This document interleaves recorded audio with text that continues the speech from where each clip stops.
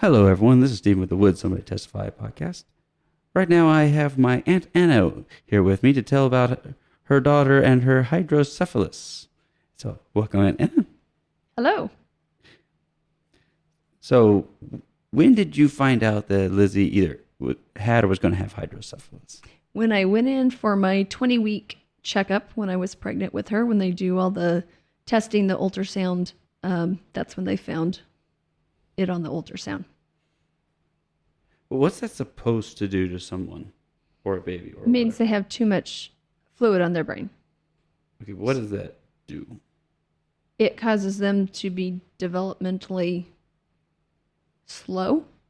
I don't know if that's the right term, but sometimes they don't develop. Their brain can't grow all the way or parts of it because they have too much fluid. Okay. Because we have fluid in our brain, but if you have more, then you have less brain, per se. Something. I don't know if that's technical, but Well, I'll get Lucinda to give us some details. Handy having a resident nurse. A quick internet search in the meantime. Okay. So too much fluid equals too much pressure. yes, Okay. it puts pressure on your brain. Okay. So, were they able to figure out the approximate extent of it, or where did they go from there? What did they tell you at that time? So at that time, they referred me over to a fetal medicine doctor, and I had to go in there every 2 weeks for an ultrasound and testing for them to basically watch because they can only see certain things while you're pregnant, because trying to do an ultrasound on the baby's head through the mother can be a little difficult, and they can only see so much. Okay, so how severe did they tell you it was going to be throughout your pregnancy? So, like I said, every time I'd go in, they'd kind of check to see how much fluid, see if they could tell how much fluid extra that she had. They basically told me they'd have to do ultrasounds and MRIs on her after she was born. All they could tell is that she had too much fluid, it looked like, in one interval in her head. And so they couldn't really tell me exactly how bad it was, how much she had until she was born. But they did tell me that it could cause her to not develop all the way, or she could be slow in some of her motor skills, different areas, depending on where the fluid was in her brain and where the pressure might have been. Okay, and then when she was born, what did their test then show? So when she was born, the thing about hydrocephalus is babies typically have a really big forehead because of the extra fluid. And when she was born, and she only weighed 5'6", and she was in the NICU, and they did not know, the nurses there did not know that she was hydrocephalus, that was why she was there. They thought she was a preemie. She was full term? She was her original due date was on the 13th, and she was born on the 16th. So to me, yes, they thought because of her size. Oh, sorry, she weighed 5'8". They thought because of her size, they kept pushing my due date out as time went on through the pregnancy. But her original due date was the 13th. So I say she's full term. They think she might be 2-week preemie, but that's why the nurses thought she was preemie, just because of her size. They had no idea that she was in there because they thought she was hydrocephalus. Then I assume they did an ultrasound on her head? What did they find? They did. They did an ultrasound to see and they can only do an ultrasound so long after they're born through their soft spot. So they still can't quite see things. She did have too much fluid. And then we had to take her back for an MRI when she was a little older. She actually had 2 of them. And what they found was that she did have too much. She has double the amount of fluid in one. You have 4 ventricles in your head that have fluid in them. And one of them, she had double the amount of what they say a normal person has. Do you know which ventricles those were? I do not remember which one it is. Uncle Christian could probably tell you, but I cannot remember which one it is. Should have drug him in here. Yep. No, I can text him in voice over what it was. Okay. So as far as her development, has there been any signs that it's been detrimental? I know we like to tease her about her being short.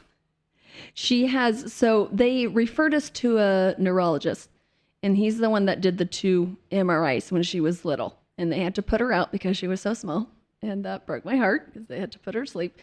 But when he did the MRIs, he then, we went into his office to see what the MRI showed, and he said, look at this MRI. There is no pressure on her brain. So she has too much fluid, but there's no pressure. There's no pressure, which is what it causes. And if there's no pressure on the brain, then it's not affecting her. So he said the double the fluid is normal for her. Quite the alteration to normal science. Yes. And I have to tell you that while I was pregnant with her, Brother David Gish came out and came to our church, and he prayed for her while I was pregnant. And he said, she's fine. And I believe that God healed her while I was still pregnant with her. And the other thing is, when he was done praying for her, he leaned over and he prayed for me. And he said, I'm praying that Mama doesn't stress. And I can't remember if that was his exact words, but that she wouldn't worry. And from that point forward, I wasn't worried. And like I said, I had to go in every 2 weeks at first. And then towards the end of the pregnancy, I had to go in every week. And that is pretty stressful to go in that often and do ultrasounds knowing something's wrong. They did an amniotesis on her so they could check some of the other things that they can tell through the fluid that they normally can't tell. But I wasn't worried because I knew God had healed her.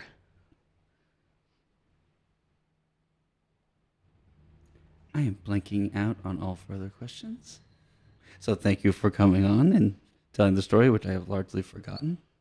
Yes, and she'll turn 22 on tomorrow, the 16th of September, 2024, and she has not had any issues with development, with being able, any of her motor skills. She developed just like my other children, and God healed her. She may have too much fluid, but that's perfect fluid for God.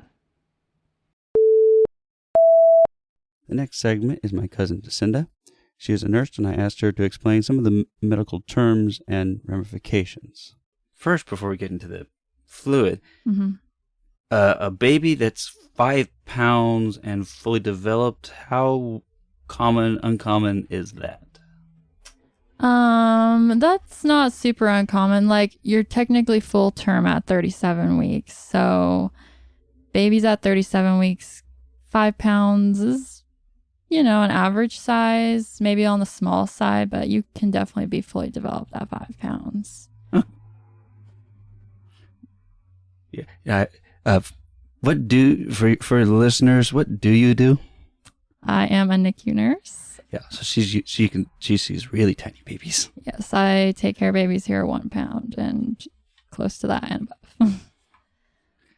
Okay, so yeah, she has admitted some of this is a little out of her depth, but I didn't go into the medical field, so she's really helpful. See, came in and out. There's something. Oh, the fourth ventricle. Yeah, ventricle. Do you know what that does? So your brain has 4 different ventricles along with some connecting systems between all of them that basically holds the cerebral spinal fluid in your head. And depending on the location of different things in your brain, they obviously affect different parts of your body and your activity. The 4th ventricle in particular, if you have a problem with the 4th ventricle of your brain, can cause movement issues. So you could have problems walking, just movements in general, but it also will affect some of your cranial nerves, which could cause different kinds of palsies and movement issues.